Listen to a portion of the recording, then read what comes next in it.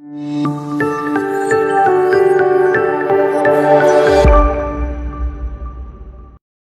Student, देखिए अपना topic चल रहा था अंकेक्षण का अर्थ। इसमें मैंने आपको बताया था कि ऑडिट का मीनिंग क्या है।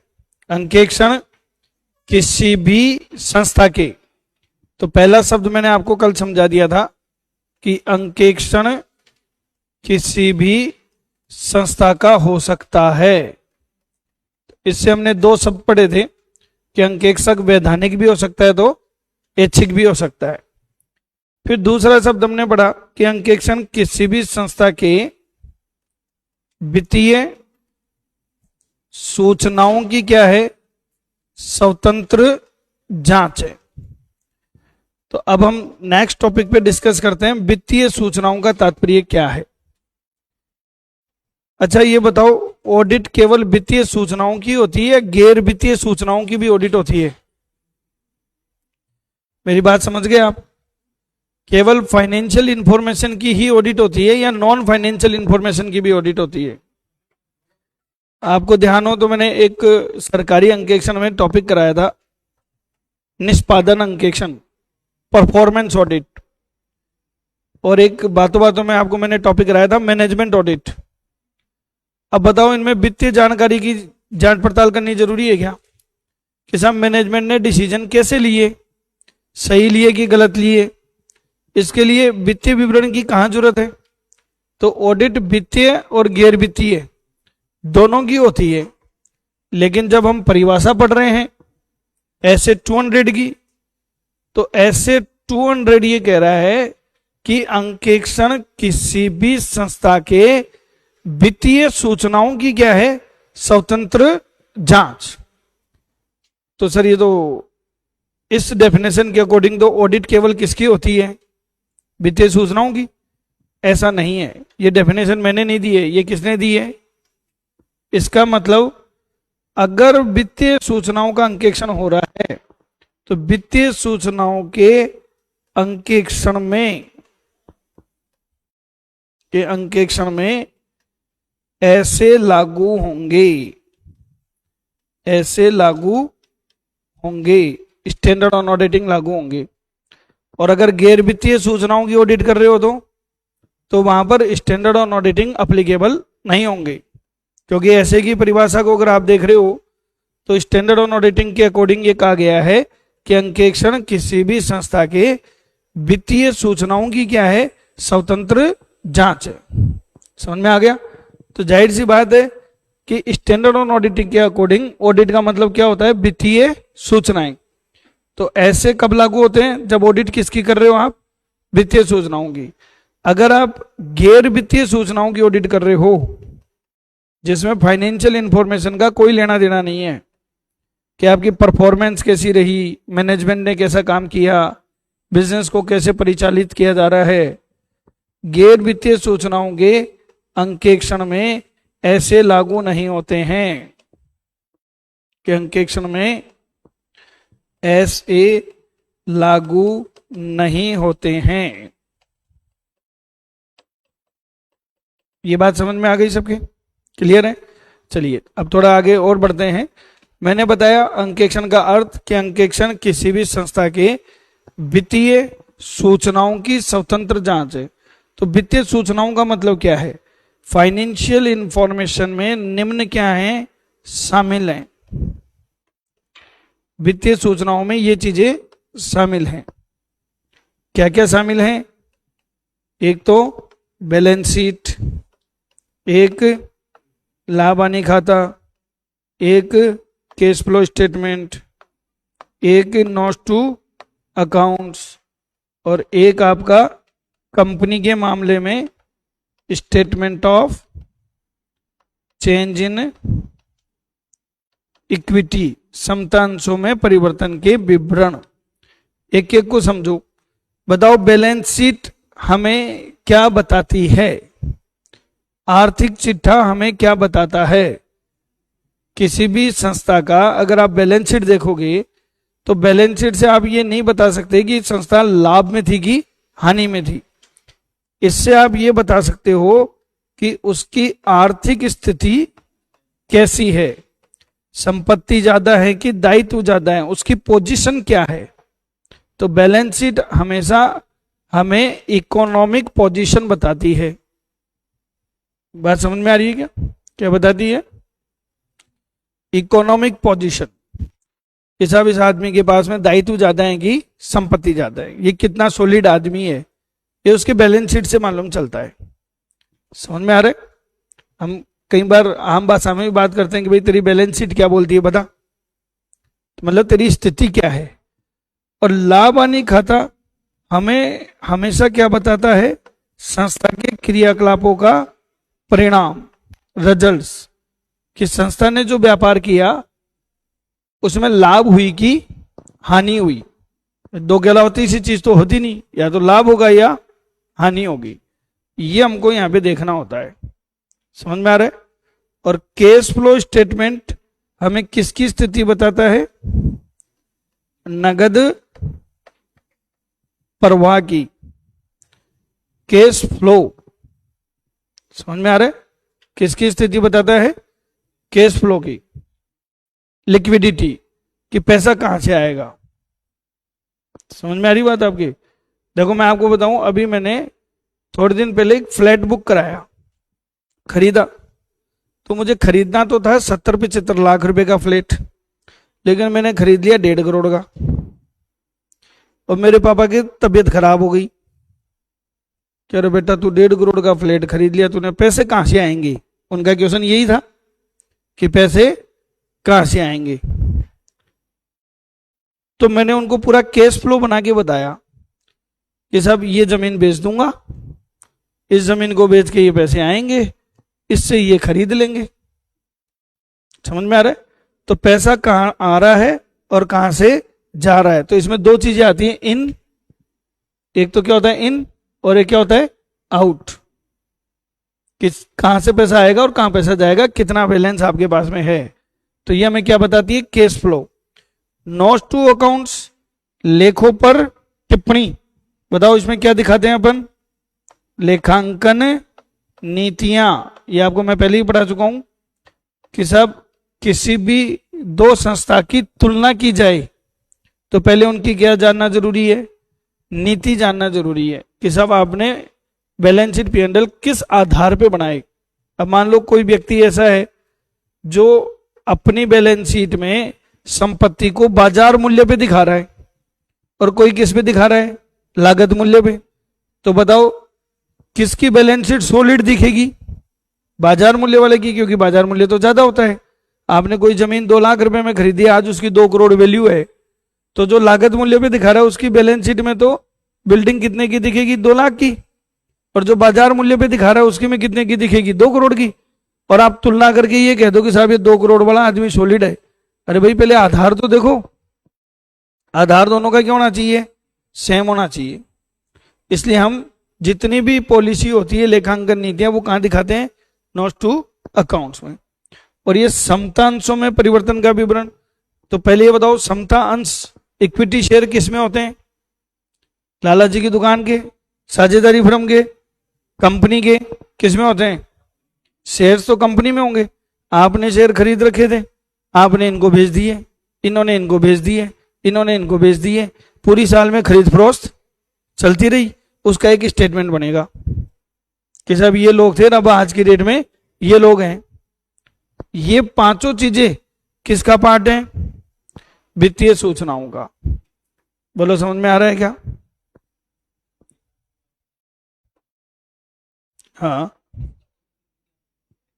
प्रभाव कुछ नहीं पड़ता, ये बनाना जरूरी है। अब एक बात बताओ, कंपनी ने लाभ कमाए, लाभ कमाए तो बांटेगी, लाभ कमाए तो बांटेगी। जो बांटेगी उसको क्या कहते हैं? बताओ, लाभांश। अब सिकंदर तू ही बता, मैं किसको दूं लाभांश? जो प्रेजेंट में उनको दूंगा। आपने एक शेयर खरीदे थे और आपने अपने शेयर इनको भेज दिए, आपने इनको भेज दिए और आपने इनको भेज दिया। आज की डेट में ये हैं शेयर होल्डर, तो आपको दूंगा डिविडेंड, किसको दूंगा? जिसके पास शेयर उसको दूंगा। तो कंपनी को कैसे मालूम चलेगा कि कौन खरीद रहा है कौन बेच रहा है? उसके लिए बाकायदा क्या बनेगा? स्टेटमेंट, ताकि उनको लाभांश का वितरण किया जा सके। यहां तक समझ में आ गया क्या? तो देखिए आगे बढ़ते हैं। परिभाषा में क्या बताया था? अंकेक्षण किसी भी संस्था के वित्तीय सूचनाओं की क्या है? स्वतंत्र जांच। तो अब आपको मैंने दो शब्द बता दिए, किसी भी संस्था का मतलब बता दिया, वित्तीय सूचनाओं का मतलब बता दिया। अभी अपन क्या पढ़ने जा रहे हैं? स्वतंत्र जांच। स्वतंत्र जांच, इंडिपेंडेंट एग्जामिनेशंस, इंडिपेंडेंट एग्जामिनेशंस, स्वतंत्र जांच। स्वतंत्र जांच के लिए आपको सबसे पहले इसका अर्थ समझना जरूरी है कि स्वतंत्रता क्या होती है, इंडिपेंडेंसी क्या होती है, किसको स्वतंत्रता कहते हैं। और ये बात आप मेरे से बहुत बार पढ़ चुके हैं कि अंकेक्षक कैसा व्यक्ति होता है? अंकेक्षक स्वतंत्र व्यक्ति होगा। अंकेक्षक स्वतंत्र व्यक्ति होगा। अंकेक्षक कैसा व्यक्ति होना चाहिए? स्वतंत्र व्यक्ति होना चाहिए, इंडिपेंडेंट पर्सन होना चाहिए। बोलो यहां तक की बातें समझ में आ रही है क्या? तो अब समझना तो यही है कि स्वतंत्रता का मतलब क्या है। जो आप सोच रहे हो कि साहब किसी को जेल में बंद कर दें तो वो गुलाम हो गया, ऐसा नहीं है। स्वतंत्रता का तात्पर्य क्या है? किसको कहते हैं इंडिपेंडेंट? आप बताओ सिकंदर, आप स्वतंत्र हो गया। देखो सिकंदर को एहसास नहीं हो रहा कि स्वतंत्र है। क्यों? आपको ऐसा क्या लगा कि आप गुलाम हो? नहीं, घर वाले, अच्छा ये कह रहे सर जो घर वाले कहते हैं वो करना पड़ता है। आपके और मेरे में फर्क इतना ही है कि मात्रा का ही फर्क है। आप घर वाले और मैं घर वाली, बस इतना ही, मात्रा का ही फर्क पड़ रहा है। तो तेरी भावना तो मैं समझ पा रहा हूं। एक्चुअल में आप सारे स्वतंत्र व्यक्ति हो। अभी देखो सिकंदर चौधरी पैदा हुआ हिंदू धर्म में और मानने लग जाए मुस्लिम धर्म, आप कर सकते हो क्या ऐसा? तो यही तो आजादी है, यही तो स्वतंत्रता है। अब मोदी जी अच्छा काम कर रहे हैं, राहुल गांधी जी उनके ऊपर आरोप लगा देते हैं। सोचो प्राइम मिनिस्टर पे आरोप लगा रहे हो आप, और कुछ भी बोल सकते हो आप। ये बोलने की आजादी तो है आपकी, स्वतंत्रता। और स्वतंत्रता अलग से थोड़ी होती है। तो स्वतंत्रता का मतलब ही क्या है? बताओ स्वतंत्रता का मतलब क्या है? कि आपके विचार स्वयं के हों, यानी कि किसी के दबाव में या किसी से प्रभावित हुए बिना हो, उसको अपन क्या कहते हैं? स्वतंत्रता। तो बताओ स्वतंत्रता कोई वस्तु है क्या? इंडिपेंडेंसी कोई प्रोडक्ट है क्या जो बाजार में मिलती हो कि भाई स्वतंत्रता दे दो, 2 किलो खरीद लाएं, सोडानी स्वीट्स की मिलती हो? तो फिर स्वतंत्रता क्या है? आप बताओ। अंग्रेजों के जमाने में हम स्वतंत्र थे या नहीं थे? क्यों? आपका क्या किया उन्होंने? क्या बिगाड़ दिया आपका? आपको ऐसा क्यों लग रहा है नहीं थे? हमारे खानदान में एक भी व्यक्ति स्वतंत्रता आंदोलन में नहीं कूदा था। कोई फ्रीडम फाइटर की हिस्ट्री हमारे खानदान की नहीं है। आपकी है? आपके खानदान में था कोई फ्रीडम फाइटर? क्योंकि अंग्रेज तो थे ना यहाँ पे। इस क्लास में कितने लोग हैं जिनके परिवार में से कोई फ्रीडम फाइटर पैदा हुआ था? मतलब इस पूरी क्लास में इतने परिवारों में से किसी को नहीं लगा कि वो गुलाम थे। अब भगत सिंह को ऐसी क्या फीलिंग आ गई कि आपकी उम्र में तो फांसी पे लटक भी गया था?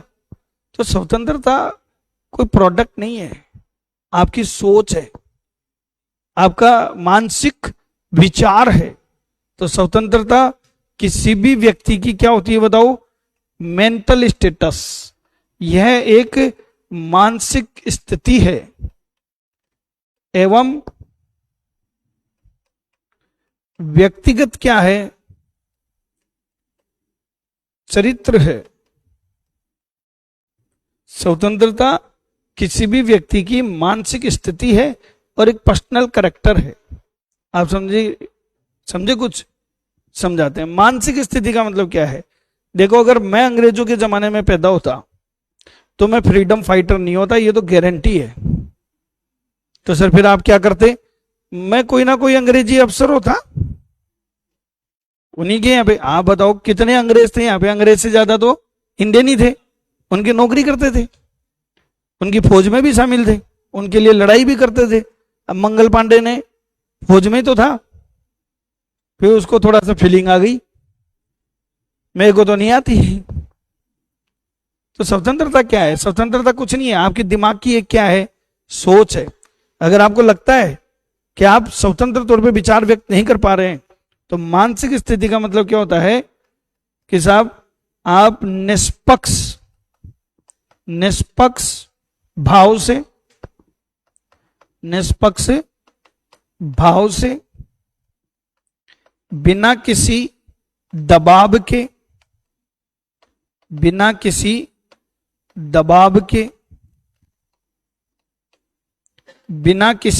प्रभाव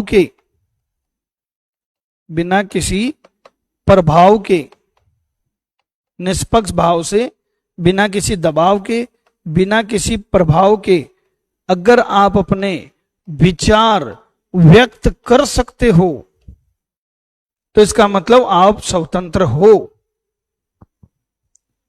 बोलो समझ में आ गया कि नहीं आया? अगर आप निष्पक्ष भाव से बात कर सको, किसी के दबाव में आए बिना। अब अंग्रेजों के जमाने में हमें गुलामी क्यों महसूस होती थी वो मैं बताता हूं। क्योंकि आप जो आज धरने दे लेते हो, प्राइम मिनिस्टर के अगेंस्ट भी बोल देते हो, अंग्रेजों के जमाने में बोलते तो जलियांवाला कांड हो जाता। तो फिर काहे की स्वतंत्रता? आप कुछ बोल ही नहीं सकते। तो स्वतंत्रता क्या होती है? जहां अंकेक्षक निष्पक्ष भाव से बिना किसी के इन्फ्लुएंस में आए और बिना किसी के प्रेशर में आए अपने विचार व्यक्त कर सके, तो वो कैसा व्यक्ति है? और अंकेक्षक को स्वतंत्र व्यक्ति होना चाहिए। अब एग्जाम में क्वेश्चन आया था कि स्वतंत्रता से तात्पर्य क्या है? निडर होना। बताओ, निडर होना या निष्पक्ष होना? निष्पक्ष होना। अपन महाराणा प्रताप की बात नहीं कर रहे कि निडर है साहब, तो बहादुरी थोड़ी पूछ रहा हूं मैं आपसे, मैं तो स्वतंत्रता पूछ रहा हूं। निष्पक्ष होना बिना किसी बाइसनेस के। और ऐसा जरूरी क्यों है ये बताओ? ऐसा जरूरी क्यों है? क्यों जरूरी है कि अंकेक्षक स्वतंत्र रहे? क्योंकि आपकी रिपोर्ट को थर्ड पार्टी पढ़ेगी और वो विश्वास कब करेगी? जब कोई व्यक्ति क्या हो, निष्पक्ष हो। आप उसी व्यक्ति के ऊपर विश्वास करते हो जो व्यक्ति क्या होता है, निष्पक्ष होता है। समझे कि नहीं समझे? अब हाँ, बिल्कुल निष्पक्ष होना पड़ेगा। अगर कोई व्यक्ति निष्पक्ष नहीं है तो वो अंकेक्षक नहीं हो सकता। नहीं समझे क्या? एक एग्जाम्पल बताता हूं। इडली खाइए कभी? कैसे कलर की होती है? बताया था, पहले एग्जाम्पल दिया था इडली का। इडली खाइए नहीं खाई? कैसे कलर की होती है? सफेद, वाइट। बेटा कभी हमारे घर आना, इडली होती है ब्लैक कलर की। जब वो जल जाती है तो वो ब्लैक हो जाती है। तो मेरी वाइफ ने जब पहली बार इडली बनाई, मुझे खिलाई, वाइट नहीं थी, ब्लैक थी, जल गई। और मुझसे पूछिए, बताओ कैसी बनी? आप बताओ क्या जवाब दूं? अगर आपने कह दिया कि ये क्या है, तो लोग आपके बारे में कहेंगे ये क्या है। आपको वही कहना है जो सामने वाला सुनना चाहता है। जो सामने वाला सुनना चाहता है आपको वही कहना है। तो इसका मतलब स्वतंत्र नहीं हो। इसलिए सिकंदर ने कहा कि सर मैं स्वतंत्र नहीं हूं, क्योंकि जो घर वाले चाहते हैं वो मैं करता हूं, करना ही पड़ेगा। ऐसे मैं भी नहीं हूं। आप इस भ्रम में मत रहना कि ये आदमी एकदम साफ सुथरा दिख रहा है, कहां से गुलाम है। स्वतंत्रता होनी चाहिए कि नहीं होनी चाहिए? होनी नहीं चाहिए, दिखाई भी देनी चाहिए। होनी नहीं चाहिए, दिखाई भी देनी चाहिए। लोगों को महसूस होनी चाहिए कि ये व्यक्ति क्या है, स्वतंत्र है। सर महसूस होनी चाहिए, दिखाई देनी चाहिए, मतलब क्या है? तो मतलब ये है कि स्वतंत्रता दो प्रकार की होती है। स्वतंत्रता के प्रकार, इंडिपेंडेंस कितने टाइप के होते हैं? दो प्रकार की। एक इंडिपेंडेंस ऑफ माइंड, मस्तिष्क की स्वतंत्रता, मानसिक मस्तिष्क की स्वतंत्रता, जो मैंने आपको अभी पढ़ाई कि आपका विचार आपका स्वयं का हो, किसी के दबाव में आके आप बात ना करें। और एक इंडिपेंडेंस ऑफ डिस्क्लोजर या इंडिपेंडेंस ऑफ अप्रियंस, प्रकटन की स्वतंत्रता, प्रकटन की स्वतंत्रता। तो ये तो समझ में आ गया आपके, क्या सर विचार खुद के होने चाहिए। ये दूसरी चीज क्या है? तो ये दूसरी चीज वो है जो मैं कह रहा हूं कि स्वतंत्रता होनी नहीं चाहिए, बल्कि जितने भी विवेकपूर्ण बुद्धि वाले व्यक्ति हैं उनको महसूस होनी चाहिए कि ये व्यक्ति क्या है, स्वतंत्र है। मैं आपको इसमें एक एग्जांपल देता हूं। मेरे पिताजी बिजनेसमैन हैं, उनके बिजनेस की ऑडिट में कर दूं क्या? बताओ बेटा, क्या ख्याल है आपके? क्यों, आपको क्या प्रॉब्लम है? मैं अपने पापा के बिजनेस की ऑडिट क्यों नहीं कर सकता है? अच्छा, ये बच्ची बोल रही है कि सर आप उनसे प्रभावित होंगे, दबाव में रहेंगे। आपका क्या नाम है बेटा? शिवानी तो ठीक है, आगे का बताओ। है अरोड़ा यानी पंजाबी, बनिए तो नहीं हो आप? तो फिर बनियों के बारे में क्या जानो आप? मैं बताता हूं बनिए क्या होते हैं, क्योंकि मैं पैदाइशी बनिया हूं। तो साहब, हमारे बनियों में एक कॉन्सेप्ट है, बाप बड़ा ना भैया, सबसे बड़ा रुपया। पिताजी होंगे अपने घर में, या बात हो रही है ऑडिट की, पैसे लूंगा, फीस लूंगा, कोई दबाव नहीं है, स्वतंत्र हम बिल्कुल। वो अपनी जगह है, मैं अपनी जगह हूं, दोनों एक दूसरे से क्या है, बिल्कुल स्वतंत्र है। हमारा एक दूसरे पे कोई दबाव नहीं है। मैंने ऑडिट कर दी, यही तो चाहिए थे ना आपको कि दबाव नहीं हो। नहीं है दबाव, आप यही तो कह रहे हो कि प्रभावित ना हो, नहीं होता प्रभावित, क्योंकि बिजनेस में मिलावट नहीं करते हम लोग। अब क्या हुआ साहब, मैंने पापा के बिजनेस की ऑडिट कर दी। वो ऑडिट रिपोर्ट लेकर कहां पहुंचे? बैंक में। क्यों पहुंचे? लोन लेने के लिए। मैनेजर साहब को कहा साहब व्यापार करते हैं, लोन चाहिए। मैनेजर साहब ने कहा लोन देने के लिए बैठे हम। ऑडिट कराते हो क्या? बोला हाँ कराते हैं ना, ले आओ रिपोर्ट, ले आओ, देखते हैं क्या पोजीशन है, दे देंगे लोन। पापा ने ऑडिट रिपोर्ट वगैरह सब सबमिट करी, मैनेजर से मिलने गए। मैनेजर साहब ने कहा साहब आपके सीए साहब कौन है? तो पापा ने बड़े प्राउडली कहा मेरा बेटा है। मैनेजर ने फाइल ही वापस पकड़ा दी कि पता नहीं तुम बाप बेटे क्या गुल खिला रहे हो। मेरे पापा वहां पे चिल्लाने लग गए, अरे हम बढ़िए बढ़िए, हमारे यहाँ बाप बड़ा ना भैया, सबसे बड़ा रुपया। पर मैनेजर को फीलिंग ही नहीं आ रही, उसको महसूस ही नहीं हो रहा, जबकि रियलिटी में हम क्या थे? स्वतंत्र थे। तो होने से काम नहीं होगा, दिखना भी चाहिए, महसूस भी होना चाहिए। जैसे इन बच्चों को सबको महसूस हो रहा है कि ये आदमी स्वतंत्र नहीं है। जिसको नहीं हो रहा है इसका मतलब वो विवेकपूर्ण बुद्धि का व्यक्ति नहीं है। तो जितने भी प्रूडेंट पर्सन हैं उनको ये महसूस होना चाहिए कि स्वतंत्रता है। तो प्रकटन की स्वतंत्रता का मतलब स्वतंत्रता दिखाई देनी चाहिए, स्वतंत्रता दिखाई देनी चाहिए, महसूस होना चाहिए कि सामने वाला वाकई में क्या है, इंडिपेंडेंट है। सिर्फ होने से नहीं होगा, महसूस भी होना चाहिए। बोलो समझ में आ रहा है क्या? बताओ, हमारे यहां बहुत स्टूडेंट आते हैं, पढ़ते हैं, क्या सारे के सारे सेलेक्ट होंगे क्या? ये पॉसिबल ही नहीं है। 100% रिजल्ट तो एक दो इंस्टीट्यूट नहीं दिए हैं ठीक है, तो हालांकि उसकी बिल्डिंग में आप बैठे हुए भी हो, उस वजह से बेच भी बन रहे हैं। तो ऐसा होता नहीं है जब तक पेपर लीक का प्रकंड ना हो, ऐसा हो नहीं सकता। 100% रिजल्ट नहीं आ सकते। लेकिन हमारे यहां से जो बच्चे सेलेक्ट नहीं भी हुए ना, वो भी एक बात तो बोलते हैं कि सर कमी हमारी थी, इसलिए हम सेलेक्ट नहीं हो पाए। क्योंकि उनको ये महसूस हो रहा है, उनको ये एहसास हो रहा है कि यार इन्होंने तो अपनी तरफ से पूरे प्रयास किए हैं। तो ऐसा नहीं है मेरे बोलने से ही होगा, आपको भी महसूस होना चाहिए। तो स्वतंत्रता दोनों चीजें हैं, प्रकटन की भी और मस्तिष्क की भी। अच्छा, व्यक्तिगत चरित्र क्या होता है? कैरेक्टर।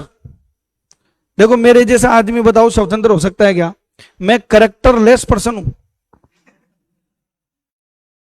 कैसे? मैं आपको एक किस्सा सुनाता हूं। क्लाइंट का नाम नहीं बताऊंगा, और ये सत्य घटना है। ये बात है 2009 की। यहां गवर्नमेंट हॉस्टल पे तांबी टावर करके है एक जगह, वहां पे state bank of Bikaner and Jaipur, पहले एसबीबीसी हुआ करता था, उसकी ब्रांच है। उसके मैनेजर से मेरी सांठ-गांठ हो गई। तो मैंने कहा यार कुछ ऑडिट दिला दो। तो मैनेजर ने मुझे स्टॉक ऑडिट दे दी। हमारे पास में स्टॉक ऑडिट भी आती है, सीए लोग स्टॉक ऑडिट भी करते हैं।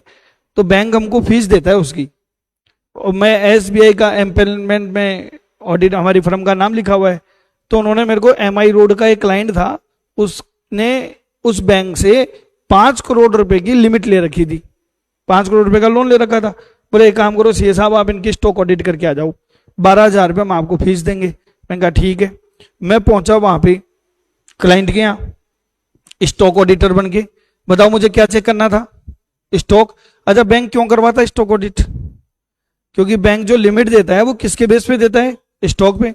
अगर आपने 5 करोड़ का लोन ले रखा है, इसका मतलब आपके पास में 8 करोड़ का स्टॉक होना चाहिए, क्योंकि वो लगभग जो है 60-70% ही देते हैं।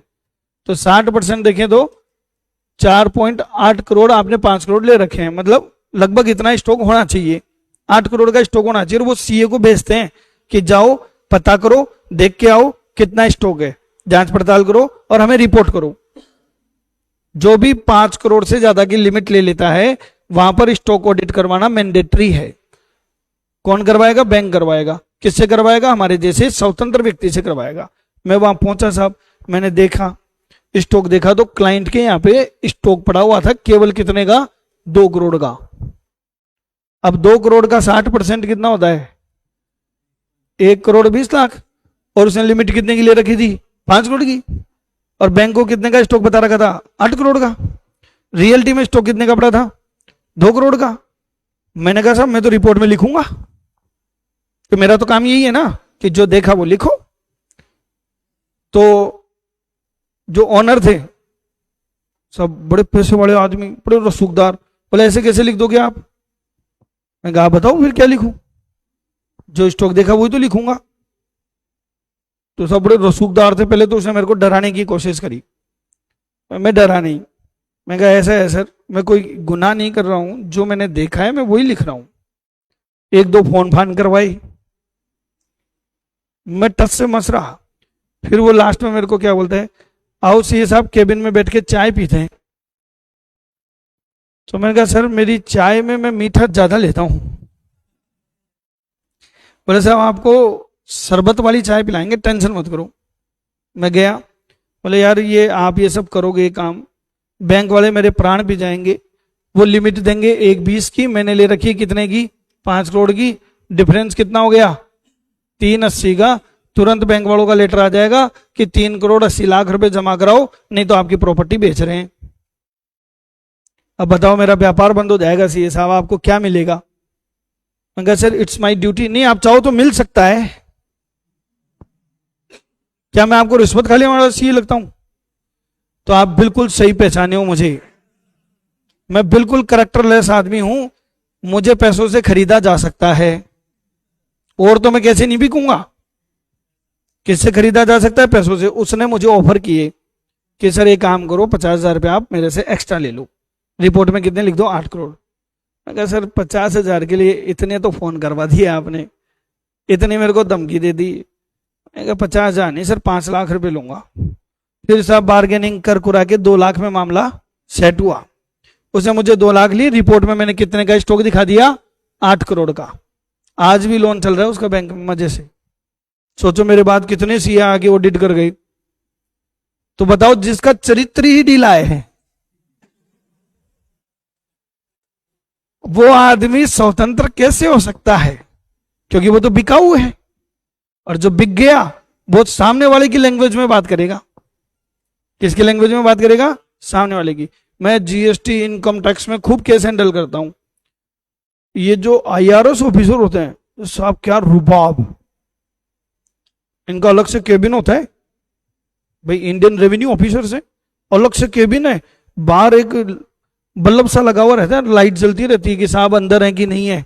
बाहर एक उनका अटेंडेंट बैठा रहता है, कोई जा नहीं सकता। जाने के लिए हमको पर्ची पे लिख के देना पड़ता है कि साहब मिलने आए हैं। फिर आधा घंटा तो बाहर बैठा रहना पड़ता है। उसके बाद बुलाते हैं, साहब ने बुलाया है, मिलते हैं, नमस्कार सर, ऐसे करके स्टार्टिंग में बड़ा पावर में आता है फुल। और एक बार जो ही पैसे की बात हो गई, फिर वो चपरासी मेरे को, सर नमस्कार, मैं सीधा ही जाता हूँ गेट खोल के अंदर, काहे का पेपर और काहे का और काहे की लाइट है, फिर तो IRS ऑफिसर हम हैं। कैसा होता है? खूब करा है मैंने deputy commissioner of income tax को भी खरीदा हुआ है, खूब किया है मैंने। जूनियर अकाउंटेंट तो क्या चीज है, खूब खरीदा है मैंने, खूब। बताओ ऐसा होता है क्या? तो जब आदमी बिक गया तो फिर वो अपनी बात नहीं बोलेगा, किसके अकॉर्डिंग बोलेगा? सामने वाले की। तो वो स्वतंत्र कहां हुआ? ये व्यक्तिगत चरित्र है। तो बताओ स्वतंत्रता के प्रकार समझ में आ गए? स्वतंत्रता क्या होती है? कोई वस्तु नहीं होती है, किसी भी व्यक्ति की मानसिक स्थिति और व्यक्तिगत चरित्र है। अर्थ समझ में आ गया क्या? अब बताओ स्वतंत्र होना चाहिए कि नहीं होना चाहिए? होना चाहिए कि नहीं होना चाहिए? क्या वाकई में ये प्रैक्टिकली संभव है या नहीं है? मैं आपको एक किस्सा सुनाता हूं, यह भी सत्य घटना है। ये बात है, एक बार इनकम टैक्स की स्क्रूटनी में मेरे क्लाइंट की फाइल आ गई। सर्किल था K5, ITO K5, income tax department का K5। ITO ऑफिसर थे जयदेव मीणा जी। मैं वहां गया, उन्होंने बिठाया, मुझे चाय पानी पिलाई बड़े सम्मान के साथ, और बही खाते चेक कर रहे थे, हमारे ऑडिट रिपोर्ट वगैरह चेक कर रहे थे। उनका टारगेट एक था, भाई जितनी गवर्नमेंट को कलेक्शन दिला दें उतना बढ़िया। मेरा टारगेट था जितना क्लाइंट को बचा दूं उतना बढ़िया। चोरी तो करी है मेरी क्लाइंट ने, ऐसी बात नहीं थी। जयदेव साहब क्या बोलते हैं मेरे को बातों बातों में, यार सीए साहब बुरा नहीं मानो तो एक बात बोलूं? साहब बोलो। यार तुम सीए लोग फर्जी होते हो यार, तुमने ऑडिट करी और तुमने रिपोर्ट में लिखा ट्रू एंड फेयर, तुम्हें कोई गड़बड़ी नहीं दिखाई दी? मैं करके दिखाऊं सर आपको ऑडिट? जयदेव साहब मेरे को क्या बोलते हैं, मैं करके दिखाऊं आपको? इस क्लाइंट के करोड़ों रुपए की मैं चोरी पकड़ के बता दूं आपको। महंगा सर, आप गर्म हो गए, आपके लिए ठंडा मंगवाता हूं। मैंने कोल्ड ड्रिंक मंगवाई, उनके लिए ठंडा पियो। मैं कहा अब सुनो सर मेरी बात, आप इतने बड़े अधिकारी हो, आपको इतना सा नहीं मालूम कि जो आप करते हो वो इन्वेस्टिगेशन है और जो हम करते हैं वो ऑडिट है? आप दोनों में फर्क ही नहीं समझ रहे। आप एक बात बताओ, इनकम टैक्स वाले आपके घर पे आएंगे, अकेले आएंगे कि पुलिस वालों के साथ आएंगे? पुलिस वालों के साथ आते हैं। क्या वो आपकी तलाशी ले सकते हैं? और क्या सीए तलाशी ले सकता है? हाथ लगा के बताओ, हमारे पावर कहां है इतने? आपके फोन फान सब बंद कर देंगे। आप केस कैसे गिनोगे? सेठ जी बैठो, तिजोरी की चाबी दो इधर, आपके सामने गिनेंगे। और हम कैसे गिनते हैं? सर आपकी लेखा पुस्तकों में नगद का बैलेंस आ रहा है 20,500 रुपए, इसको सत्यापित करवाओ। बोला भी ला रहा हूं, बैठो। 20,500 गिन के लिए आएगा, लो सत्यापित। फर्क है ना? अब वो बात उनको समझ में नहीं आई कि सब आप इन्वेस्टिगेशन करते हो, हम ऑडिट करते हैं। ऑडिट की खुद की क्या है? लिमिटेशन है। ऑडिट की खुद की क्या है? लिमिटेशन है। हमारे पास ना पावर है, ना हम इस तरीके से किसी को अरेस्ट कर सकते हैं, ना तलाशी ले सकते हैं। जो साक्ष्य उसने दे दिए वो मानने पड़ते हैं। तो ये बात मैंने उनको समझाई। अब इसको प्रैक्टिकली सोचो। मैंने कहा कि अंगेक्षक को कैसा व्यक्ति होना चाहिए? मुझे ऑडिट कहां से मिलती है ये बताओ, मुझे ऑडिट कहां से मिलती है? बच्चों, जब मैं सीए बना था मेरे पापा बहुत खुश हुए, क्योंकि हमारे टाइम में कोई इक्के दुक्के सीए बनते थे। मुझे आज भी याद है 12 जुलाई 2006 का दिन था, तब मेरा रिजल्ट आया, मैं सीए बन गया। मैंने सबसे पहला फोन ही मेरे पापा को किया था, क्योंकि मेरे पापा की बहुत हार्दिक इच्छा थी कि मेरा बेटा कुछ करे। मैं बन गया सीए। मैंने उनको फोन किया और साहब इतने खुश हुए। हमारी जो दुकान थी ना, उस लाइन से दुकानें थी, बाजार में होती है दुकान, लाइन से होती है, पूरे गली में मिठाई बांटी उन्होंने। अपन ने भी यार दोस्तों को पार्टियों पे पार्टियां दी। फिर 2 महीने बाद मेरे पापा कहते हैं, बेटा अब आगे का क्या प्लान है? मैंने कहा सोचा ही नहीं। बोले अपन प्रैक्टिस करेंगे। ऑफिस खोल के बैठ गया, कोई ग्राहक ही नहीं। भैया हमें कोई गवर्नमेंट जॉब थोड़ी मिलती है कि यहाँ जूनियर अकाउंटेंट एग्जाम दी, दूसरे दिन से बेरोजगारी का ठप्पा खत्म। नौकरी शुरू, रिश्ते आने ही शुरू हो गए। बताओ, ऐसा भी है, कहीं शादीशुदाओं के पास भी आ जाएंगे, दोबारा से रिश्ते आ जाएंगे। आप सोचो, क्योंकि आपकी इनकम डे वन से ही क्या हो जाएगी शुरू। हमारे को क्लाइंट कौन देता है, सिर्फ इसका जवाब दे दो। खुद को ढूंढना पड़ता है, खुद को मिलना पड़ता है। कहीं कोई मुझे ग्राहक ही नहीं मिला, तब जाके भगवान स्वरूप ये पहले ग्राहक मिले मुझे। अब भगवान ही मानूंगा मैं, पहला ग्राहक है, लेकिन आदमी 420 है। मैंने जब इसकी ऑडिट करनी शुरू करी तो फ्रॉड ही फ्रॉड। बताओ, रिपोर्ट कैसी दूं, स्वच्छ दूं या संशोधित दूं? संशोधित दूंगा तो ये क्या कहेगा, बस ये साहब दिखा दी औकात, जिस थाली में खाते उसी में छेद कर रहे हो। मैं तो फंस गया। मेरा क्वेश्चन समझ गए क्या आप? बताओ, फंस गया कि नहीं फंसा? कैसे? क्या वाकई में स्वतंत्रता रखी जा सकती है? स्वतंत्रता तो कब हो, जब सरकार हमें ऑडिट दे कि जाओ तुम ऑडिट करके आओ, फिर दिखाता हूं ऑडिट क्या होती है। क्लाइंट भी खुद ही ढूंढ रहे हैं, रिपोर्ट भी खुद ही दे रहे हैं। ये प्रैक्टिकल प्रॉब्लम है, इसलिए हम स्वतंत्र नहीं रह पाते। तो हमारे इंस्टीट्यूट ने हमें कुछ गाइडेंस दी कि भैया कहीं भी ऑडिट करने जाओ, स्वतंत्रता को लेकर कुछ खतरे होते हैं। स्वतंत्रता के कुछ क्या होते हैं? खतरे, threats to independence. Threats to independence, स्वतंत्रता के खतरे। समझ लो, मतलब हम स्वतंत्र नहीं रह पाएंगे। तो हमारे इंस्टीट्यूट ने कहा पहले इन खतरों को पहचानो। अगर ये खतरे हैं तो वहां ऑडिट ही मत लो, चाहे भूखे मर जाओ, पर ऑडिट कैसी करनी है? स्वतंत्र। तो स्वतंत्रता के टोटल कितने खतरे हैं बच्चों? 5। और ये एग्जाम में पूछते हैं, ये एग्जाम में पूछते हैं। 5 खतरे हैं हमें। पहला खतरा है स्वहित खतरा, दूसरा खतरा है स्व समीक्षा खतरा, स्व समीक्षा खतरा, तीसरा खतरा है हमारा वकालत, वकालत खतरा, चौथा खतरा हमको जान पहचान, जान पहचान संबंधी खतरा, और 5वां खतरा हमको मिलता है धमकी खतरा, धमकी खतरा। स्वहित को इंग्लिश में बोलते हैं सेल्फ इंटरेस्ट, सेल्फ इंटरेस्ट। स्व समीक्षा को क्या बोलते हैं? Self review.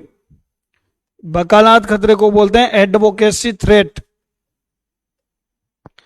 जान पहचान को बोलते हैं फेमिलियर, फेमिलियरिटी थ्रेट्स। और धमकी को बोलते हैं इंटिमिडेशन, इंटिमिडेशन थ्रेट्स। ये 5 खतरे हमको होते हैं। अब आपके एग्जाम में क्या है, एक उदाहरण आएगा और पूछेंगे बताओ ये कौन सा खतरा है। चलो एक एक समझाते जाओ। स्वहित खतरा मतलब क्या है? देखो साहब, हम भी इंसान हैं, कहीं ना कहीं मेरा हित जुड़ा रहता है। किसके साथ? क्लाइंट के साथ। ऐसा होता है क्या? बताओ ऐसा कब हो सकता है? सोचो, लगाओ दिमाग कि मेरा क्लाइंट के साथ में स्वहित खतरा क्या होता है। क्या बोल रहे हो? ऋण ले रखा हो एक बात। अब साहब मैंने किसी से ऋण ले लिया, मैंने किसी से क्या ले लिया? ऋण ले लिया। तो मेरी आवाज दब जाएगी, क्योंकि सामने वाले ने मेरे ऊपर क्या कर दिया? एहसान कर दिया। मेरा हित जुड़ा हुआ है। मुझे ये समझ में आ रहा है कि मैं कुछ भी किंतु परंतु बोलूंगा, ये तुरंत कहेगा मेरे पैसे वापस करो। समझ में आ रहा है क्या? क्लियर है? देखो बच्चों, मैं आपको बात बताता हूं। मेरे क्लाइंट हैं, मैं आज उनका एहसान मानता हूं, आज भी। क्योंकि जब मैं जयपुर आया तो मैं तो गांव का था, जयपुर में तो कोई मुझे जानता ही नहीं था, नया आदमी। अपना ऑफिस खोल के बैठ जाए, क्लाइंट कहाँ से आएंगे? वो जो क्लाइंट था उसने मेरे ऊपर ट्रस्ट किया और मुझे अपनी फाइल दी और साथ में कई फाइलें दिलाई, और मेरी जो इनकम है उसमें उसका बहुत बड़ा हिस्सा है, बहुत फीस देता है मेरे को, और मैं उसके ऊपर क्या हूं, निर्भर हूं। मुझे कई बार ऐसा लगता है यार ये क्लाइंट नहीं जाना चाहिए, क्योंकि अच्छी खासी फीस देता है मेरे को, तो ये नहीं जाना चाहिए। तो बताओ, अगर मेरी उसकी फीस पर क्या हो गई, निर्भरता, तो मैं उसके अकॉर्डिंग ही काम करूंगा कि यार ये क्लाइंट नहीं जाना चाहिए, मेरा खुद का हित है ना। बताओ समझे कि नहीं समझे? यहां तक क्लियर है? और एक और बात देखिए, शुरुआत में जब मैंने प्रैक्टिस शुरू करी थी तब बात थी अलग, आज बात है अलग। अभी मेरे बिजनेस है, मैंने बताया था ना मैं बिजनेस भी करता हूं, जैसे मेरा ऑनलाइन बिजनेस भी चल रहा है, मेरे 2-4 ब्रांड्स हैं, गोरिक के नाम से है, ठीक है, गुक की डिजाइन के नाम से मेरे ब्रांड्स हैं, ऑनलाइन भी बिजनेस कर रहे हैं। मैंने सीतापुरा में फैक्ट्री भी लगा रखी है, ये इतनी बड़ी जो बिल्डिंग है उतनी बड़ी तो फैक्ट्री है, उसमें मशीनें लगा रखी है मैंने, एम्ब्रॉयडरी मशीन है, ठीक है, एक मशीन 30-40 लाख की आती है। सर ये सब काम आप करते कब हो? पर मैं कहीं को करता हूँ, मैं कुछ नहीं करता, मैं तो जाता हूँ नेतागिरी करता हूँ खाली। तो सर ये कैसे सेट हुआ आपका बिजनेस? सब क्लाइंट की मेहरबानी है। क्या हुआ साहब, क्लाइंट को हमने सर्विस दी, उनको पैसों की नीड पड़ी, मैंने बैंक से लोन दिला दिया, तो 1-2 क्लाइंट ने मुझे ऑफर ही कर दिया कि सर आप हमारे पार्टनर ही बन जाओ, हमारे साथ बिजनेस कर लो, 2 पैसे आप कमाओ 2 पैसे हम कमाए, आप रहोगे तो हमारे में भी पावर रहेगा। मैं कहा डन। ऐसे कई पार्टनरशिप में काम कर रखे हैं मैंने, क्लाइंट के साथ बिजनेस में इन्वॉल्व हो गया। अब बताओ उसकी ऑडिट करूं तो स्वतंत्रता रहेगी क्या? मेरा खुद का क्या आ गया, हित आ गया, यानी कि उसके साथ क्या करना, व्यवसाय, व्यवसाय संबंध। तो ये कुछ मैंने क्या बताए जहां मेरा खुद का हित है। तो हमारे इंस्टीट्यूट ने गाइडेंस दी कि भाई पहले आप ये देखो कहीं पे आपका हित है क्या, अगर आपका हित है तो ऑडिट मत करो, ऑडिट लो ही मत, क्योंकि ये स्वतंत्रता के क्या है, खतरे हैं। बोलो पहला पॉइंट समझ में आ गया? अब आप मुझे दूसरा समझाएंगे, स्व समीक्षा खतरे, सेल्फ रिव्यू थ्रेट्स। आप बताएं जनाब,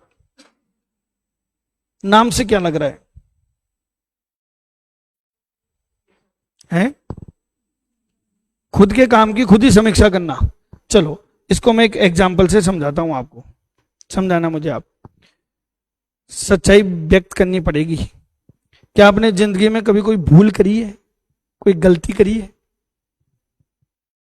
आपने कोई अपने जीवन में कोई गलती करी है, कोई भूल करी है? करिए सर, करिए। आपने कोई गलती करी और वो गलती आपके पकड़ में आ गई, बताएंगे कि छुपाएंगे? बताएंगे कि छुपाएंगे? छुपाएंगे। बताएगा कौन? बताएगा कौन? खुद की गलती खुद कौन बताएगा? क्या ऐसा होता है क्या? ऐसा होता है, सीए के साथ भी होता है, क्योंकि हम केवल ऑडिट का ही काम नहीं करते, और भी कई काम करते हैं। एक एग्जांपल देता हूं, ये मेरे क्लाइंट हैं, इनकी ऑडिट में कर रहा हूं, इनकी जीएसटी रिटर्न भी मैं ही फाइल करता हूं। बताओ मैं कर सकता हूं नहीं कर सकता? क्योंकि ऐसा थोड़ी है कि मैं कोई दूसरा काम नहीं कर सकता।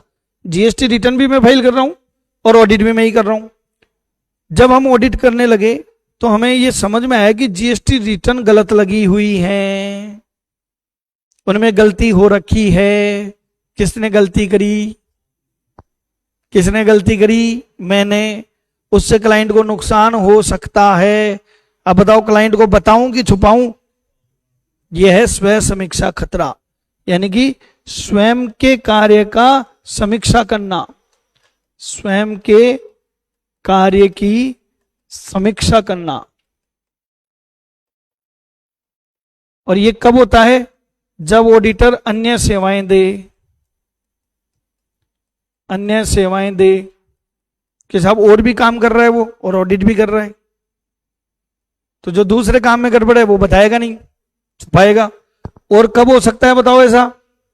जब आप किसी कंपनी के डायरेक्टर थे। किसी कंपनी के क्या थे आप?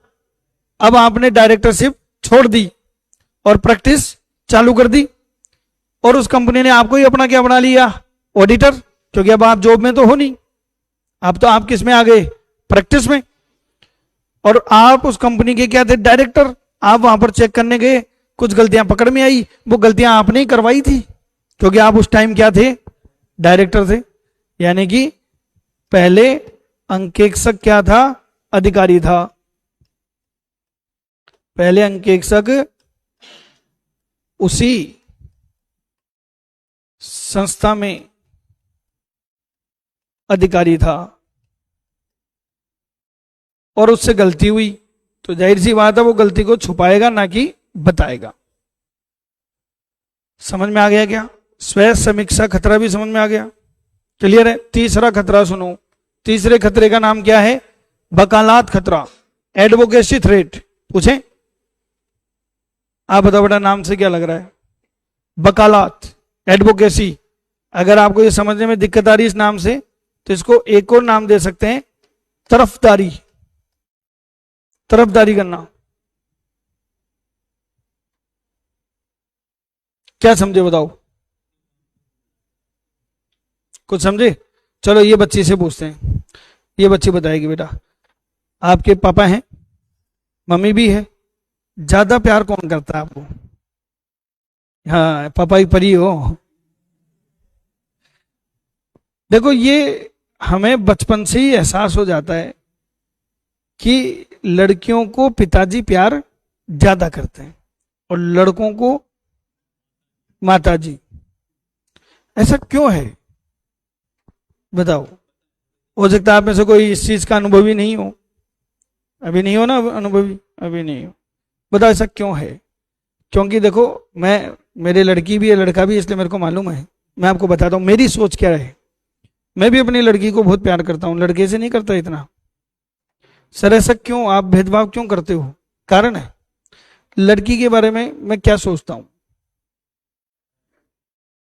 कि अब जैसे मेरी बेटी है, 10 साल की हो गई, अब कल परसों उसने जिद पकड़ ली कि पापा बास्केटबॉल ला के दो। मैं कहा तू खेलेगी तो है नहीं, फालतू में 400-500 रुपये मेरे खराब कराएगी। नहीं नहीं पापा मेरे को ला के दो। उसने जिद करी, मैंने दिला दी। बास्केटबॉल तो आई घर में और मैं निकला बाहर, उठा के फेंक दिया मेरी वाइफ ने बॉल के साथ ही। बोली क्या है, इसकी हर जिद पूरी कर देते हो तुम, इसको बिगाड़ दोगे आप। मैं सोचता हूं यार कितनी साल जिद और करेगी, 10 की तो हो गई, कितनी साल हो रहे मेरे पास, फिर अपने घर चल जाएगी और बिगाड़ूंगा तभी तो बदला लेगी आगे जाके। नहीं समझे? हम भी तो किसी की बिगड़ी हुई लेके आए हैं,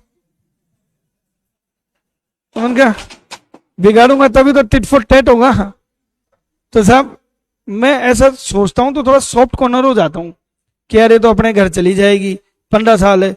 और जो ही लड़के की बात आती है तो मैं सोचता हूं यार ये नालायक तो यहीं बैठा रहेगा, ये तो मेरी छाती पे मूंग दलेगा, इसको नहीं बिगड़ने दूंगा।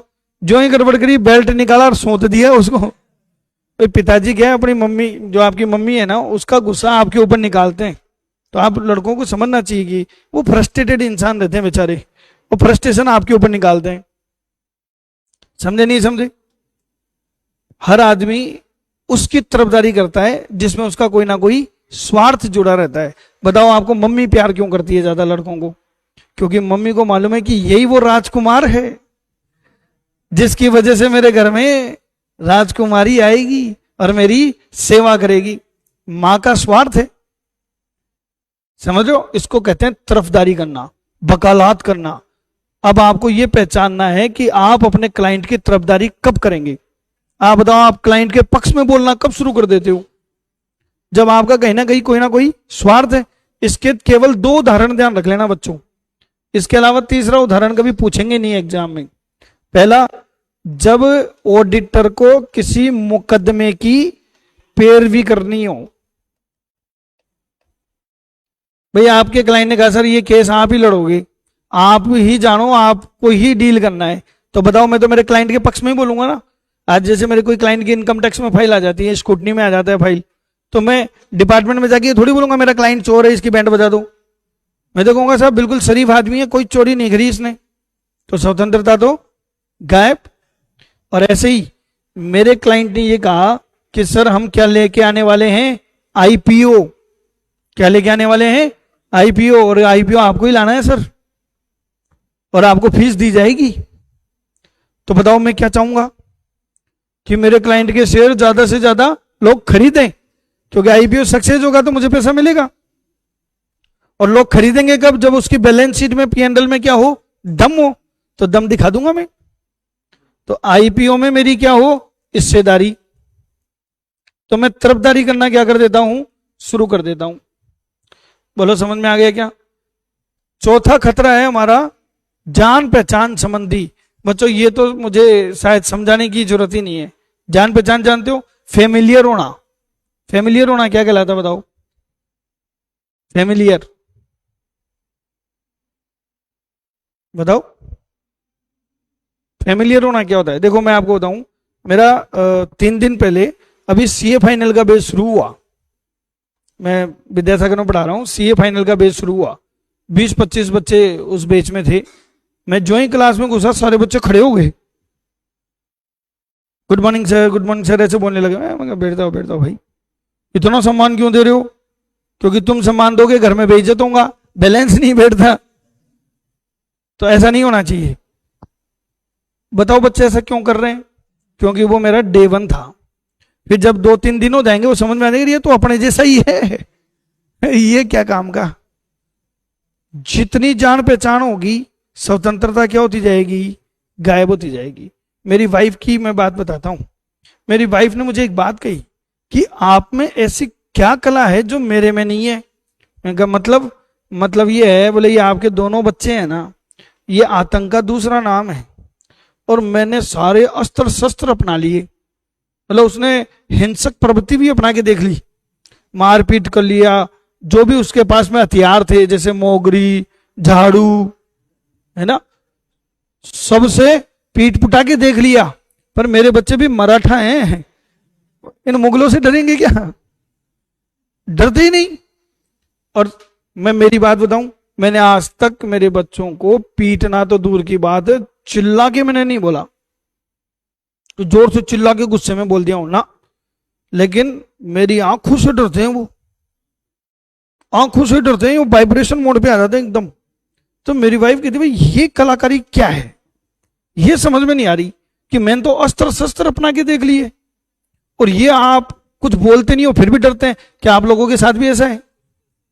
ऐसा ही है ना कि मम्मी को तो घर की मुर्गी दाल बराबर, और पिताजी यार ये आदमी से थोड़ा दूर ही रहो, इससे ज्यादा बोलेंगे नहीं अपन। बताओ ऐसा क्यों होता है, सोचो एक बार। पिताजी से हम लोग इतना खूब क्यों खाते हैं और मम्मी को अपना घर की मुर्गी क्यों समझते हैं? नहीं, कारण यह है कि पिताजी सुबह शाम ही मिलते हैं और ज्यादा बातचीत नहीं करते, लिमिटेड ही बोलते हैं, तो हम फेमिलियर नहीं हो पाते। और मम्मी तो अपने रोज का ही मामला है। जिससे जितनी जान पहचान होगी स्वतंत्रता उतनी खत्म होगी। अब इसके आधार पे इन्होंने कुछ एग्जाम्पल दिए कि आप ऑडिटर के क्या नहीं होने चाहिए, संबंधी नहीं होने चाहिए, रिलेटिव नहीं होने चाहिए, क्योंकि जहां रिलेशन आ गया जान पहचान आ गई। इसलिए मैं मेरे पिताजी की ऑडिट नहीं कर सकता, समझ लो। कई वर्षों से आपका जुड़ाव नहीं होना चाहिए, कई वर्षों से लगातार क्या करना, अंकेक्षण करना, कई वर्षों से लगातार अंकेक्षण करना। बात समझ में आ रही है क्या? अगर आप एक आदमी की बार बार ऑडिट करते रहोगे तो देखो साहब, घर में कुत्ता भी पालते हैं अगर हम, और वो साल भर भी रह जाता है तो उससे भी प्रेम हो जाता है, जान पहचान हो जाती है। यहां तो ऑडिटर है बेचारा। तो इसीलिए कंपनी एक्ट में प्रोविजन आया कि साहब आप कंपनी के संचालक नहीं हो सकते, अंशधारी नहीं हो सकते, 5 साल से ज्यादा ऑडिट नहीं कर सकते। इन सब के पीछे एक ही लॉजिक था कि हम कौन से खतरे से बचाना चाह रहे हैं आपको, जान पहचान संबंधी। समझ में आ गया? और अब एक आखिरी खतरा, धमकी। क्या हमको धमकियां भी मिलती हैं? बताओ हमको धमकी मिलती है क्या? साहब क्लाइंट के ऊपर डिपेंड है। हाँ, हमें जान से मारने की धमकी कभी नहीं मिलती। हम कोई पुलिस वाले थोड़ी है जो जान से मारेंगे कोई हमको। हमको धमकी 2 तरह की धमकियां मिलती हैं अक्सर, और ये तो मैंने भी फेस किया है। ये तो मैंने भी फेस किया है। मेरा एक क्लाइंट है, अनपढ़ है, अनपढ़, अंगूठा छाप। मतलब आप अगर उसकी हिंदी देख लो ना तो आपको लगेगा कि हिंदी शर्मा गई बेचारी, लिखना ही नहीं आता उसको, इंग्लिश तो पढ़नी ही नहीं आती, और साल के कमाता है 3 से 4 करोड़ रुपए। खूब पैसे छापता है वो साहब, बिजनेसमैन है पर अनपढ़ है। मेरा पिछले 10 से 12 साल से मेरा क्लाइंट है। एक दिन मेरे को क्या बोलता है, बोला भैया, मेरे को भैया ही बोलता है वो, बोला भैया ये तो आपका मेरा रिलेशन है, नहीं तो सीए तो गली गली में घूम रहे हैं। और अपनी ड्रोल निकाली, ड्रोल में से सीए के विजिटिंग कार्ड टेबल पे फेंके, बोले देखो इतने सीए मेरे से मिल मिल के जाते हैं, पर ये तो आपका मेरा रिलेशन है। मैंने कहा तू कहना क्या चाह रहा है वो बता। वो ये कहना चाह रहा है कि जैसा मैं कहूं वैसी रिपोर्ट देना, नहीं तो तुम्हारे जैसे सीए टेबल पे पीछे पड़े हैं, हटा दूंगा। क्या वो मुझे हटा सकता है? ये तो आपने पढ़ ही लिया कि अंकेक्षक को हटाना। तो एक तो हमको धमकी किस चीज की मिलती है, अंकेक्षक को हटाना। एक तो हमको हटाने की धमकी मिलती है साहब कि हम आपको क्या करेंगे, पद से हटा देंगे।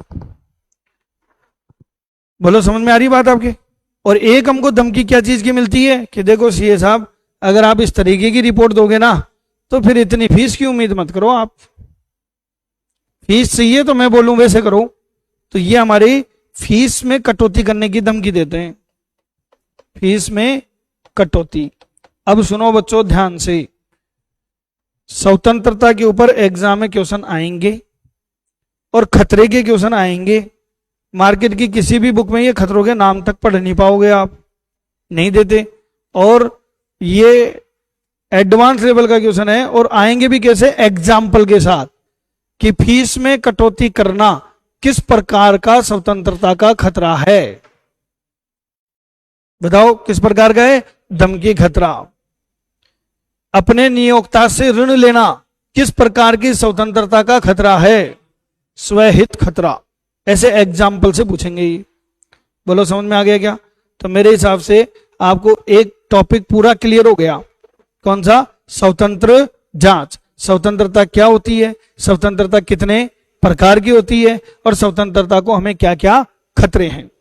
तो देखो बच्चों, अपनी जो परिभाषा चल रही थी, परिभाषा में मैंने बताया कि अंकेक्षण किसी भी संस्था के, किसी भी संस्था का मतलब समझ गए कि या तो वैधानिक या ऐच्छिक, किसी भी संस्था के वित्तीय सूचनाओं की, वित्तीय सूचनाओं का समझ गया, वित्तीय सूचनाओं की क्या है? स्वतंत्र जांच है। भले ही संस्था का उद्देश्य क्या हो, लाभ कमाना हो या नहीं हो, इससे कोई फर्क नहीं पड़ता। कोई आदमी के साथ हम तो पुण्यार्थ उद्देश्य के लिए काम कर रहे हैं, लोगों का भला कर रहे हैं, और आप हमारी ऑडिट करवा रहे हो। ऑडिट तो होगी, बल्कि इनकी तो ज्यादा जरूरी है। जो पुण्यार्थ धर्मार्थ उद्देश्य के लिए काम करते हैं ना, उनकी ऑडिट होना तो ज्यादा जरूरी है, क्योंकि उनमें तो लोगों का विश्वास जुड़ा हुआ है। बताओ है कि नहीं है? आप बताओ, मंदिर गए हो कभी? डोनेशन बॉक्स में डोनेशन दिया है कभी? चाहे 1 रुपया दिया, पर दिया तो है ही, दिया है ना। क्या भगवान को खरीदना चाहते हैं आप? क्या क्या मतलब आपकी मनसा क्या थी? अच्छा एक बात बता दूं, वो जो आपके पैसे हैं ना, उसके भगवान हाथ तक नहीं लगाएंगे। आप भगवान को क्या दोगे? हम सिर्फ हम प्रसाद देंगे, फूल माला देंगे, हैं डोनेशन दे रहे हैं, आप दोगे भगवान को? भगवान का दिया हुआ जो है ना उसको संभाल लो, वो बहुत है। हमारी औकात है भगवान को देने की? नहीं। आपका इरादा क्या था? डोनेशन बॉक्स में पैसे, भगवान को खरीदना चाहते थे आप? तो फिर आपने क्या सोच के पैसे दिए? बताओ क्या सोच के पैसे दिए?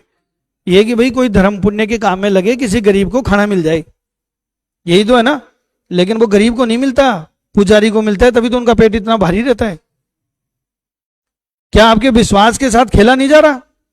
इसकी जांच पड़ताल होनी चाहिए। इसलिए चाहे संस्था को उद्देश्य लाभ कमाना हो या नहीं हो, ऑडिट सबकी होती है। तो देखो परिभाषा क्या थी? अंकेक्षण किसी भी संस्था के वित्तीय सूचनाओं की स्वतंत्र जांच है, भले ही संस्था का उद्देश्य लाभ कमाना हो या नहीं हो। फिर मैंने आगे बताया संस्था के आकार और वैधानिक संरचना की क्या कर दो? अनदेखी। आकार मतलब देखो साहब, चाहे लाला जी की दुकान हो, चाहे रिलायंस हो, चाहे छोटी संस्था और चाहे बड़ी ऑडिट किसी की भी हो सकती है। फिर एक शब्द बताया मैंने आपको, वैधानिक संरचना, कि सब वैधानिक संरचना, लीगल स्ट्रक्चर की अनदेखी कर दो।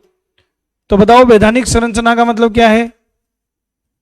वैधानिक संरचना का मतलब क्या है कि चाहे आप एकल व्यक्ति होंगे, चाहे आप एचयूएफ होंगे, चाहे आपकी साझेदारी फर्म होगी, चाहे आप कंपनी हो, चाहे आप एलएलपी हो, चाहे आप कोऑपरेटिव सोसाइटी हो, ऑडिट किसी की भी हो सकती है। ऑडिट किसी की भी हो सकती है। समझ में आ गया? तो आकार और वैधानिक संरचना की अनदेखी करते हुए अंकेक्षण इस उद्देश्य के साथ किया जाता है, अंकेक्षण इस उद्देश्य के साथ किया जाता है कि वित्तीय सूचनाओं पर, वित्तीय सूचनाओं पर राय व्यक्त की जा सके। तो बताओ अंकेक्षण का उद्देश्य क्या है? राय व्यक्त करना। किस पर? वित्तीय सूचनाओं पर। यहां तक समझ में आ गया? अब हम उद्देश्य को पढ़ेंगे डिटेल में, पर इससे पहले एक बार नोट्स पे आते हैं। मैंने आपको ऑडिट का पूरा डेफिनेशन समझा दिया, समझ में आ गई परिभाषा? लेकिन देखो बच्चों, अंकेक्षण को समझने से पहले आपको दो शब्द समझने बहुत जरूरी हैं। एक पुस्तपालन, पुस्तपालन, एक लेखांकन। ये दोनों समझने बहुत जरूरी है। पुस्तपालन किसको कहते हैं अपन? Bookkeeping, book keeping.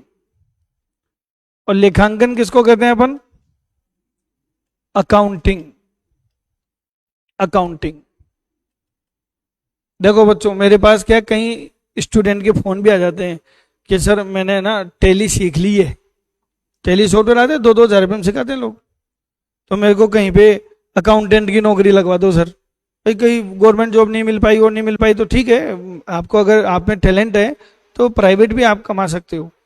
तो मेरे को अकाउंटेंट की नौकरी लगा दो। तो मैं कहा तू अकाउंटेंट बन गया क्या?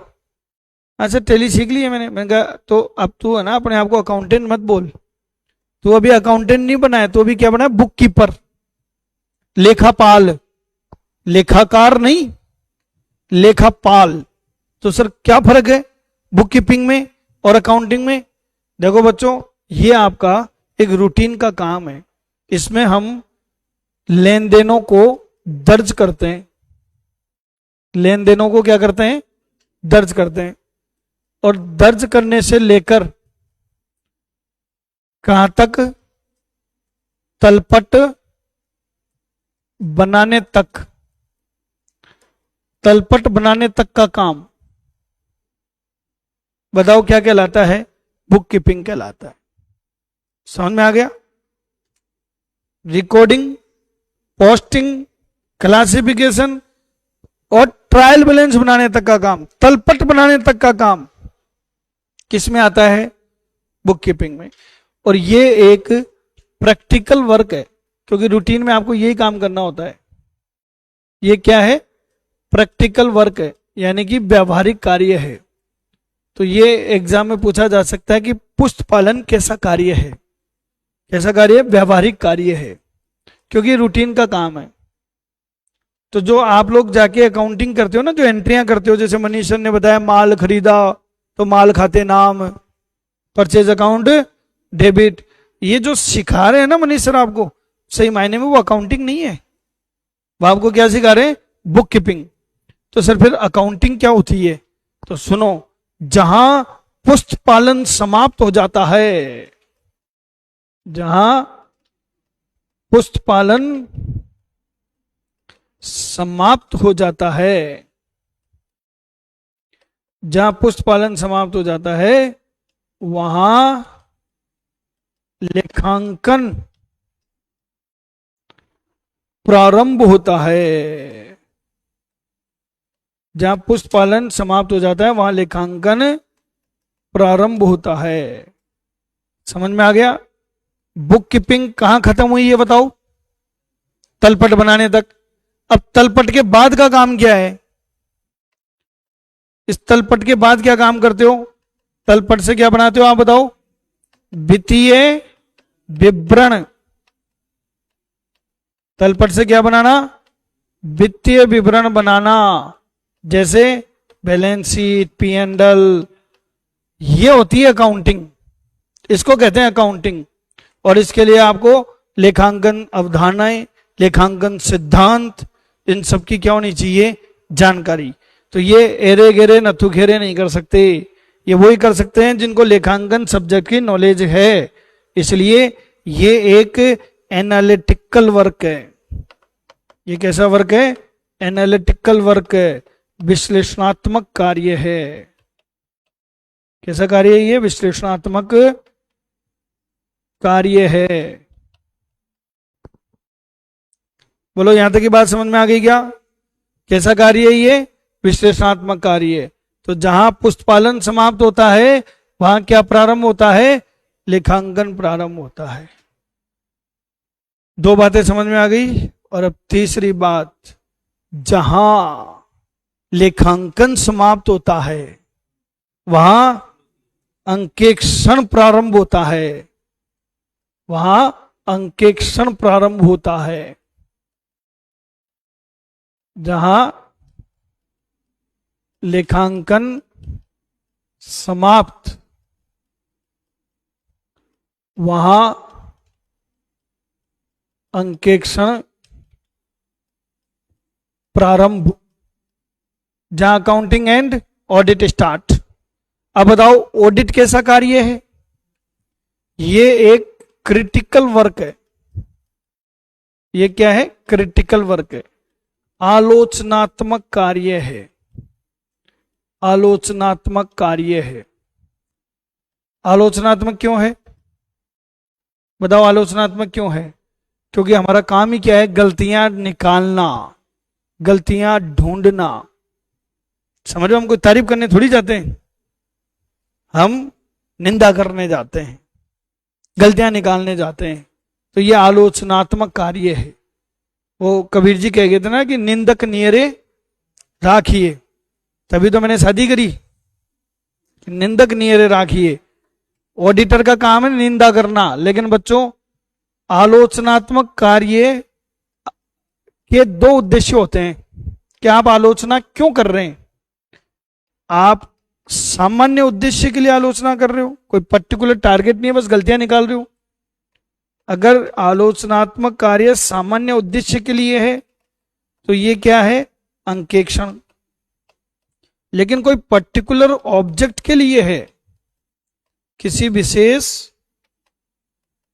उद्देश्य के लिए आप आलोचना कर रहे हो, तो बच्चों ये ऑडिट नहीं है, ये क्या है?